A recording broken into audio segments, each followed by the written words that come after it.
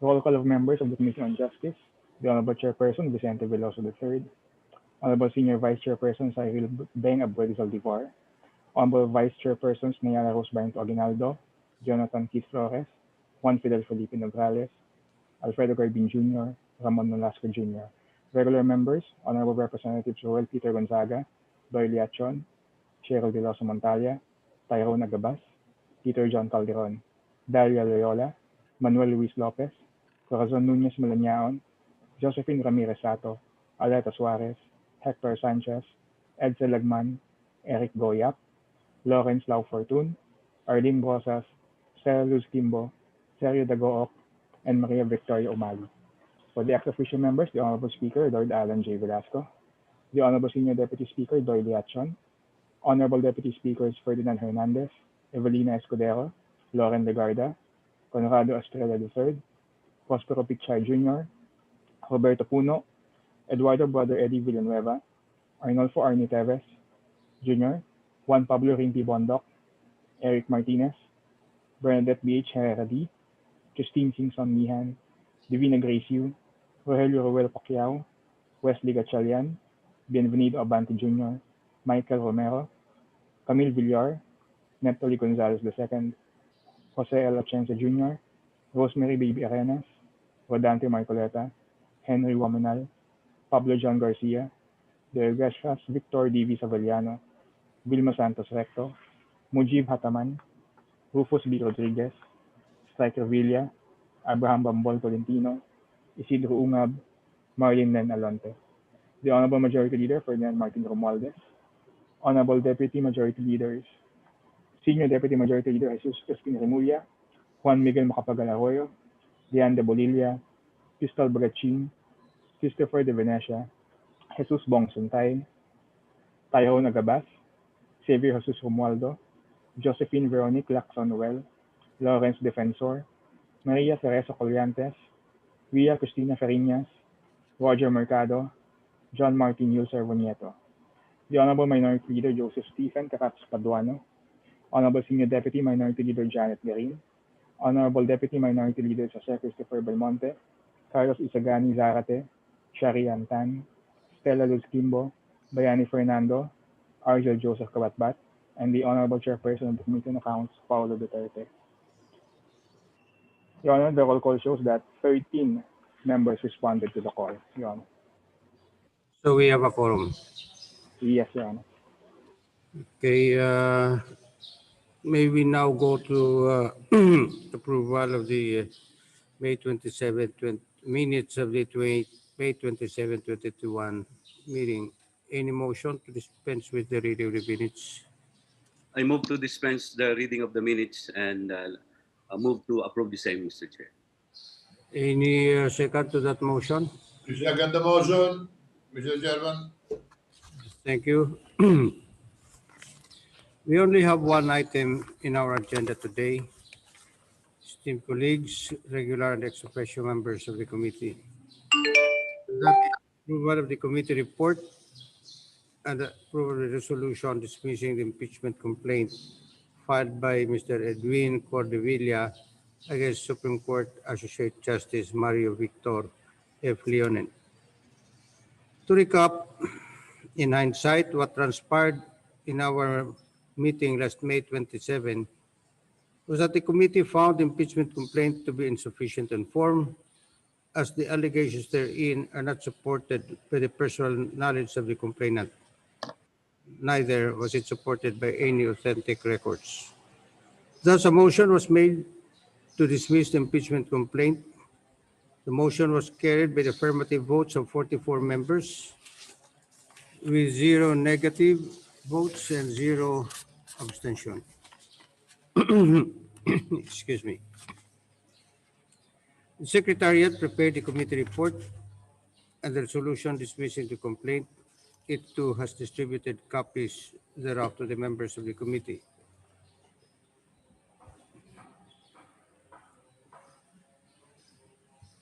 Excuse me. Before we proceed,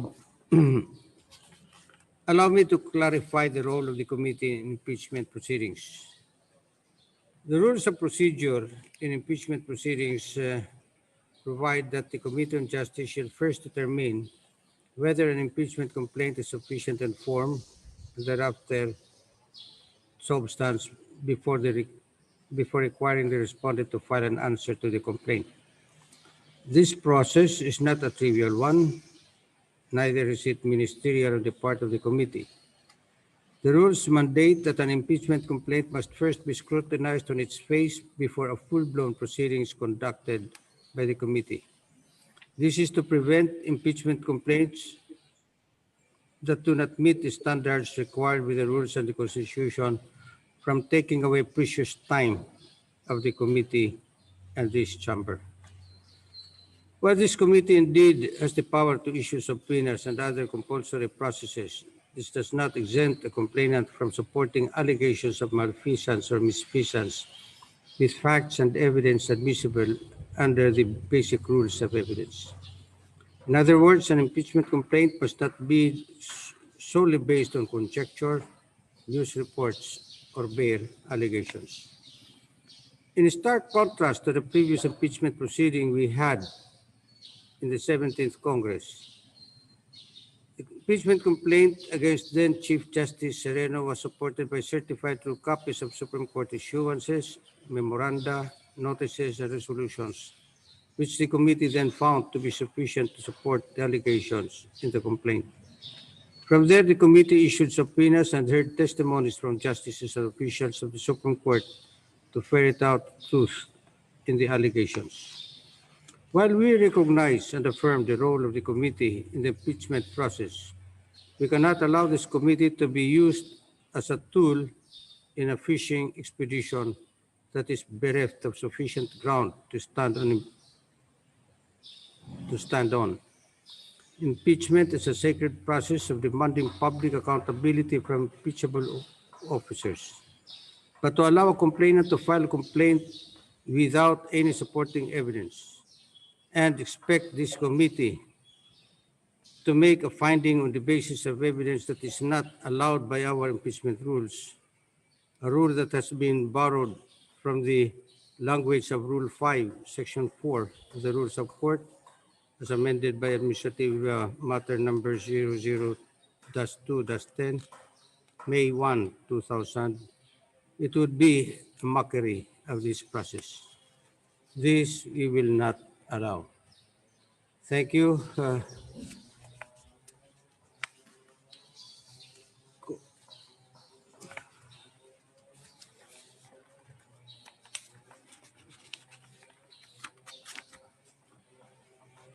We now proceed to the approval of the committee report of the resolution dismissing the impeachment complaint.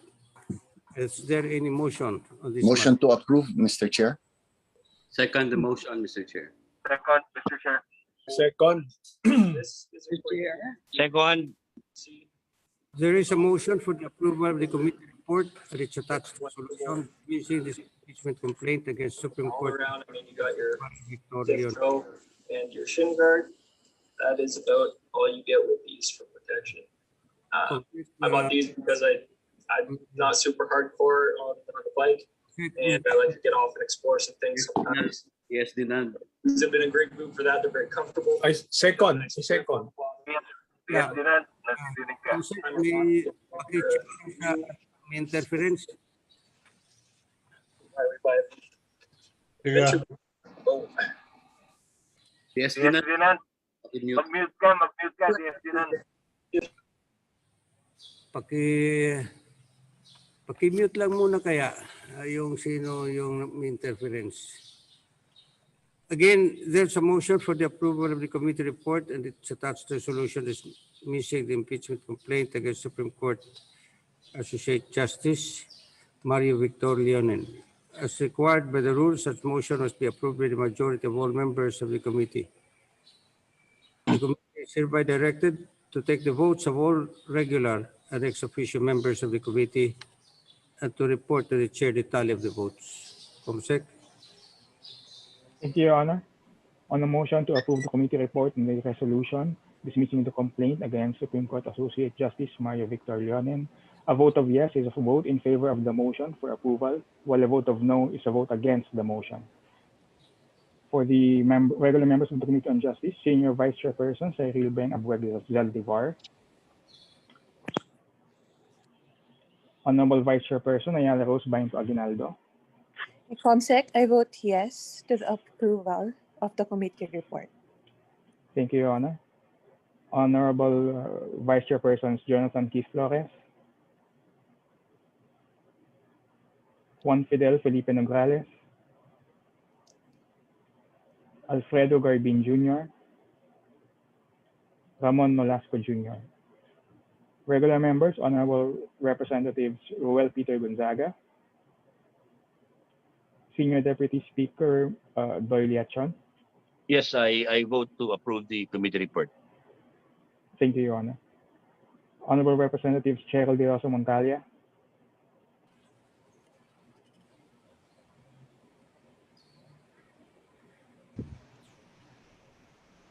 Honorable Representative Tyrone Nagabas, Peter John Calderon, Dalia Loyola, Yes. thank you, Your Honor. Manuel Luis Lopez, Honorable Representative Corazon Nunez Malañaon,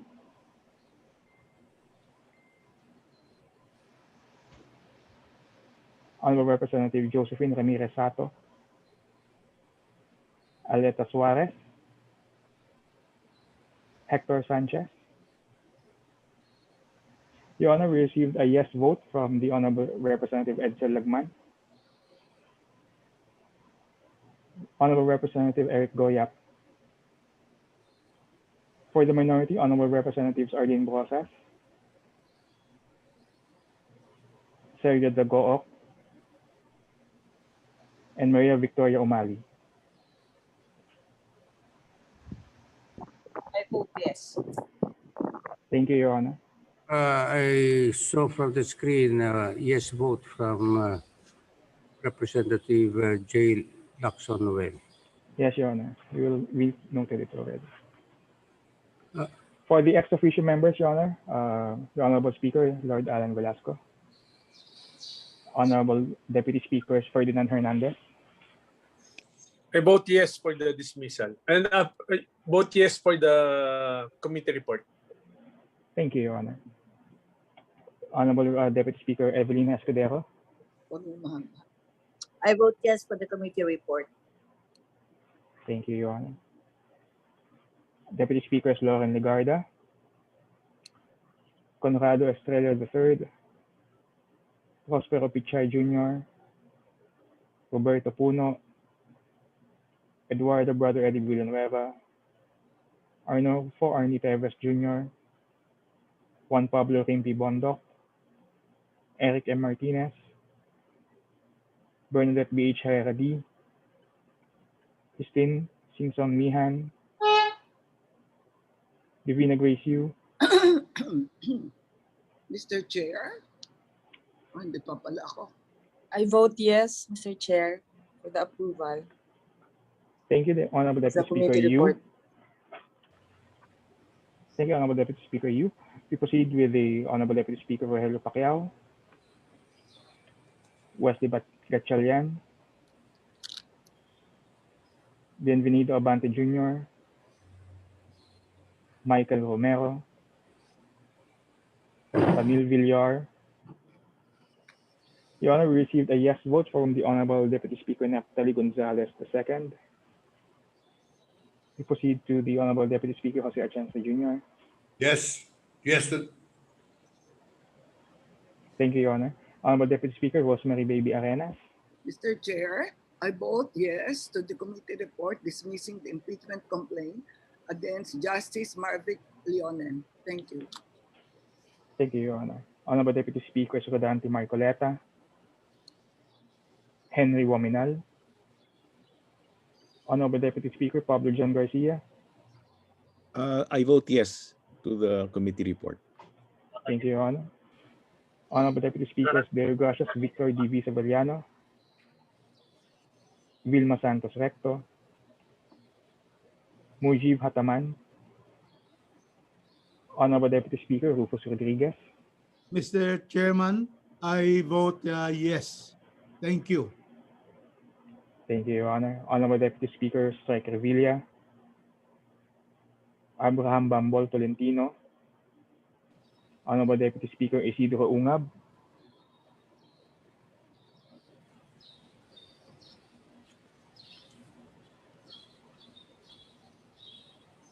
Honorable Deputy Speaker Isidro Ungab, Mr. Chair, I saw in the chat box that Deputy Speaker Ungab registered a yes vote. His internet is not, signal is not good. thank you, Your Honor. And finally, Honorable Deputy Speaker Marlene Len Alonte. We proceed with the Honorable Majority Leader Ferdinand Martin Romualdez, Honorable Senior Deputy Majority Leader Jesus Crispin Remulla, and the Honorable Deputy Majority Leaders Juan Miguel Macapagal Arroyo, Lian de Bolilla, Crystal Bagachin, Christopher de Venecia, Deputy Majority Leader Jesus Bong Suntay, I vote yes for the approval of the committee report. thank you, Your Honor. Honorable Deputy Majority Leaders Tyrone Agabas, Xavier Jesus Romualdo. We note again the vote of the Honorable Deputy Speaker, Deputy Majority Leader Josephine Rones Lacson Lumel for a yes. Honorable Deputy Majority Leader Lawrence Defensor, Maria Cerezo Collantes, Via Cristina Fariñas, Roger Mercado, and John Martin Yul Cervnieto. For the minority, Honorable Minority Leader Joseph Stephen Teraps Paduano, Honorable Senior Deputy Minority Leader Janet Garin, and the Honorable Deputy Minority Leader Jose Christopher Belmonte. Mr. Chair, my vote is yes. Thank you very much. Thank you, Your Honor. Honorable Deputy Minority Leader Carlos Isagani Zarate. Mr. Chair, my vote is yes to approve the committee report and its attached resolution of dismissal of the impeachment complaint on Associate Justice Marvic Leonen. Thank you, Mr. Chair. Thank you, Your Honor. Honorable Deputy Minority Leaders Shari Antan, Bayani Fernando, and Arjo Joseph Kabatbat. And finally, the Honorable Chairperson of the Committee on Accounts, Honorable Paulo Duterte.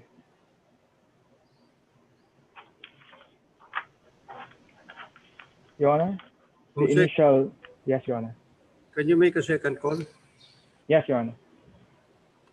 Second call for the voting on the motion to approve the committee report and the resolution dismissing the impeachment complaint against Honorable Justice Marvic MBF Leonen, Honorable Senior Vice Chair Cyril Beng Abueg Zaldivar, Vice Chairpersons Jonathan Keith Flores, Juan Fidel Felipe Nograles, Alfredo Garbin Jr., Ramon Nolasco Jr., Honorable Regular Members, Representatives Ruel Peter Gonzaga, Cheryl Diloso Montalia, Tyrone Agabas, Peter John Calderon, Manuel Luis Lopez, Corazon Nunez Malañaon, Josephine Ramirez Sato, Aleta Suarez, Hector Sanchez, Eric Goyap, Arlene Brosas. Sir Chair. Yes, Sir Your Honor. Chair. Yes, Comsec. May I do what are we voting for right now? Sorry, late ako pumasok. It is approval of the committee report dismissing the impeachment complaint against Justice Marvic Leonen, and attached to that is the resolution of the committee. And so what you will be voting for is the dismissal of the complaint as embodied in the committee report, as well as in the resolution. Thank you, Mr. Chair, so we will vote no for, yes for the dismissal, or yes for the committee report. Yes, as reported in our committee report. So if you have a yes vote, then it will be registered as a yes for the approval of the committee report dismissing the complaint, as well Thank as you, Mr. Chair. that's that. Thank you, Mr. Chair. My vote is yes to the committee report and yes to the dismissal. Thank you. Thank you. Comsec, proceed. Thank you, Your Honor. The vote of the Honorable Representative Arlene Process is noted. And Honorable Sergio Dagook. For the ex officio members, second call, Honorable Speaker Lloyd Alan J. Velasco, Honorable Deputy Speakers Lauren Legarda, Conrado Estrella III, Prospero Pichay Jr., Roberto Puno,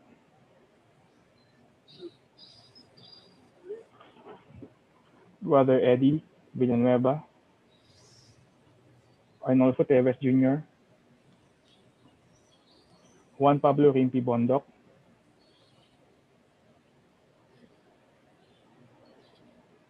Eric M. Martinez, Tambahan ng table, no? Bernadette Herrera D, Christine Singson Mihan,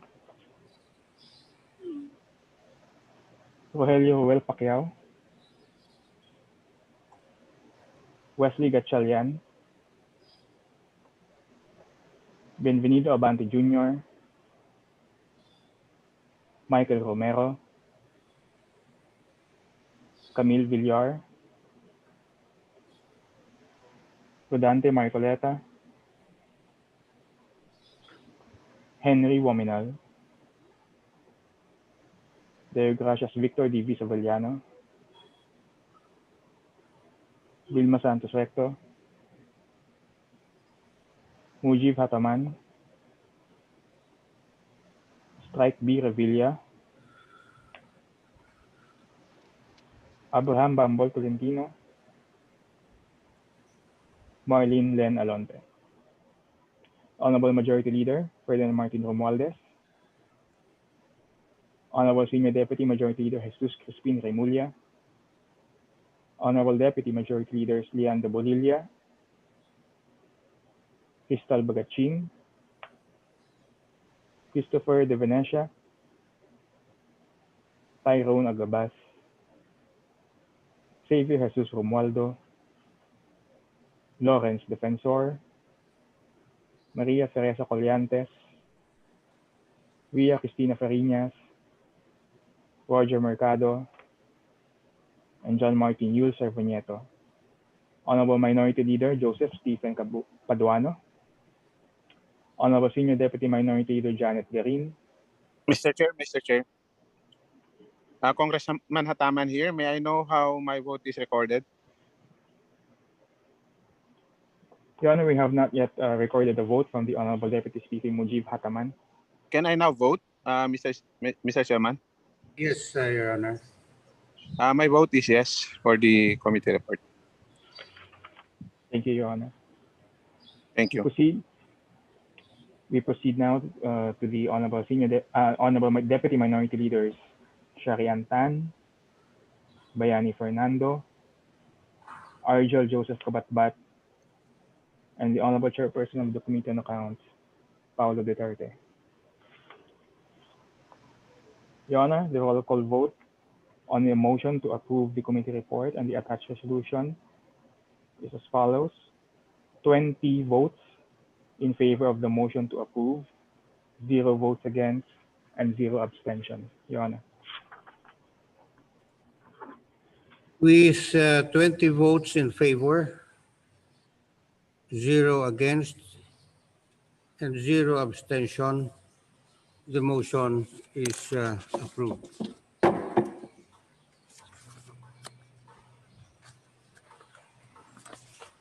Congratulations, Mr. Chair. All right, thank you. Are there any other matters any member present may wish to discuss before we adjourn?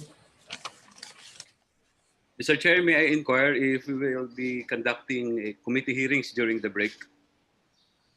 Comsec, do we have any?